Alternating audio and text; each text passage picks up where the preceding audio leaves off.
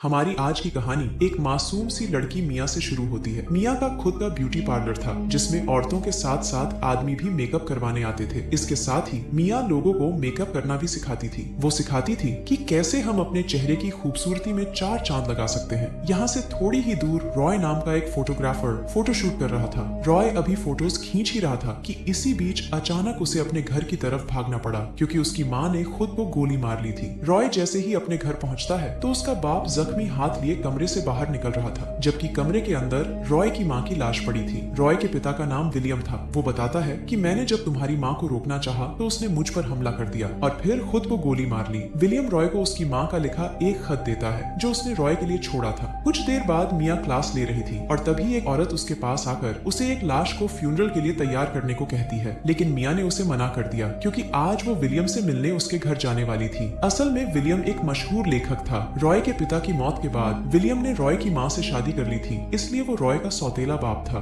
आज से 2 साल पहले जब एक इंटरव्यू के लिए विलियम अपना मेकअप करवाने मिया के पार्लर में आया था तो उसे मिया का काम बहुत अच्छा लगा था। बस तभी से इनकी दोस्ती हो गई थी। थोड़ी देर बाद मिया विलियम के घर पहुंच जाती है। उसे लग रहा था कि विलियम ने उसे पानी निकालने के लिए बुलाया है, जबकि ऐसी कोई बात नहीं थी। जल्दी ही मिया को पता चल गया कि विलियम तो उससे अपने मरे हुए बेटे रॉय का मेकअप करवाना चाहता है। बिखरती उम्मीदों को संभाल कर वो रॉय को तैयार करने लगी। खुद को अच्छा महसूस करवाने के लिए वो लाश से बातें करने लगी, उसे अपने दुखड़े सुनाने लगी और इसी बीच उसे एहसास हुआ कि जैसे रॉय जिंदा हो। जब वो इस बारे में विलियम को बताती है तो वो उस पर यकीन नहीं करता, लेकिन जल्दी ही रॉय ने अपनी आंखें खोल ली, जिसे देखकर विलियम हैरान हो गया। मिया को लग रहा था कि उसके मेकअप से रॉय जिंदा हुआ है, जबकि रॉय तो मरा ही नहीं था। वो तो अपनी माँ को मरा देखकर सिर्फ बेहोश हुआ था। अपनी बीवी के खुदकुशी करने से विलियम सदमे में था, इसलिए उसने गलती से रॉय को मरा हुआ समझ लिया था। 6 महीने बाद रॉय रेलवे स्टेशन पर खड़ा विलियम का इंतजार कर रहा था, जो किसी काम से बाहर गया हुआ था। जल्दी ही विलियम आ जाता है और दोनों बाप बेटे घर की तरफ चल पड़ते हैं, लेकिन घर जाने से पहले वो मिया से मिलते हैं जो विलियम की प्रेमिका बन चुकी थी। ऐसे ही एक दिन विलियम से मिलने उसकी एक दोस्त ईवा आती है। ईवा एक टीवी शो चलाती थी जिसमें वो अजीबो गरीब घटनाओं पर बात करती थी। दुनिया में होने वाली अजीबो गरीब चीजें टीवी के जरिए लोगों तक पहुंचाती थी और आज भी इसी काम के सिलसिले में वो यहाँ आई थी। असल में वो रॉय के पुराने घर में शूटिंग करना चाहती थी। वो चाहती थी कि इस काम में विलियम उसकी मदद करे, लेकिन वो ये बात रॉय से छुपाना चाहती थी। विलियम के पूछने पर वो बताती है कि मैं और रॉय एक दूसरे से प्यार करते थे, मगर हमारा रिश्ता ज्यादा दिन टिक नहीं पाया, इसलिए हम दोनों अलग हो गए। ईवा को विलियम के साथ देखकर रॉय उसे ईवा से दूर रहने को कहता है, क्योंकि रॉय की नजर में ईवा एक पागल औरत थी। एक दिन रॉय मिया को एक रिंग देकर शादी के लिए पूछता है, जिस पर मिया उसे टालने लगती है। असल में रॉय और विलियम दोनों ही मिया से प्यार करते थे, जबकि मिया को सिर्फ विलियम पसंद था और रॉय इस बात से बेखबर था।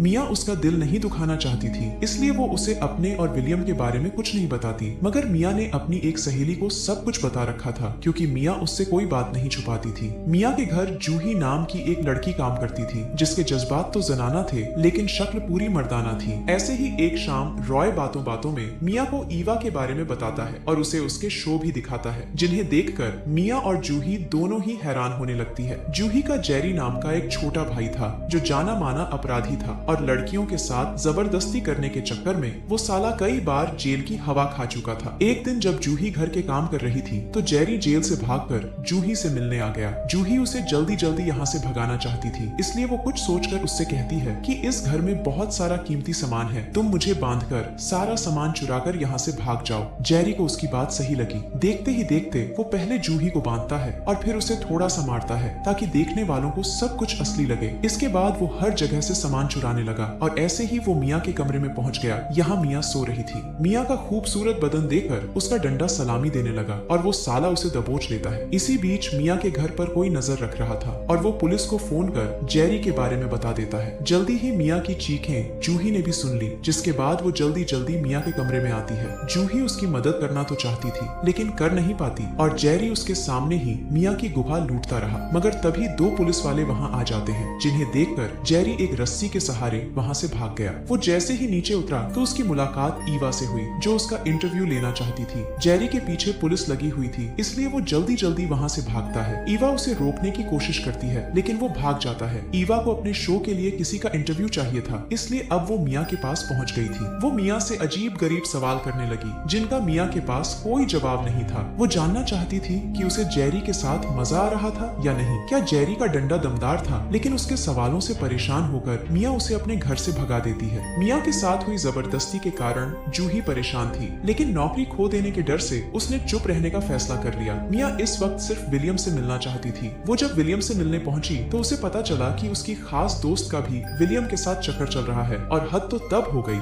जब इन्हें पता चला कि विलियम इनके अलावा किसी और के साथ भी पानी निकालता है। शाम को रॉय मिया से मिलने आता है। मिया को देखकर ऐसा लग रहा था कि जैसे उसके साथ कुछ भी गलत नहीं हुआ, जबकि रॉय उसके लिए परेशान हो रहा था। इसी बीच मिया उसे बताती है कि हमारे घर पर कोई नजर रख रहा है और उसी ने पुलिस को फोन कर यहाँ आने को कहा था। रात को जब ये दोनों ईवा का शो देख रहे थे तो दोनों की आंखें खुली की खुली रह गईं, क्योंकि ईवा के शो में मिया के साथ हुई जबरदस्ती की वीडियो दिखाई जा रही थी। पहले तो मिया को कोई फर्क नहीं पड़ा, लेकिन जब उसने अपना और जेरी का चेहरा टीवी पर देखा तो वो फूट फूट कर रोने लगी। वो ईवा पर केस करना चाहती थी, लेकिन रॉय मना करता है। वो उसे समझाता है कि ऐसा करने से तुम्हें कुछ हासिल नहीं होगा, उल्टा तुम्हारी और ज्यादा बदनामी हो सकती है। कुछ देर बाद विलियम ईवा को फोन कर पूछता है कि उसे मिया की वीडियो कहाँ से मिली, मगर ईवा उसे कुछ नहीं बताती। विलियम को ईवा पर बेहद गुस्सा आ रहा था, जिस कारण वो उसे अपने परिवार से दूर रहने की धमकी देकर फोन काट देता है। विलियम चाहता था कि रॉय पुलिस को फोन करे ताकि उस आदमी का पता लगाया जा सके जो मिया के घर पर नजर रख रहा था, लेकिन रॉय उसे बताता है कि घर पर मैं ही नजर रख रहा था, क्योंकि घर पर नजर रखना मुझे अच्छा लगता है। वो आगे बताता है कि पुलिस को मैंने ही बुलाया था, पर मैंने कोई वीडियो नहीं बनाई थी।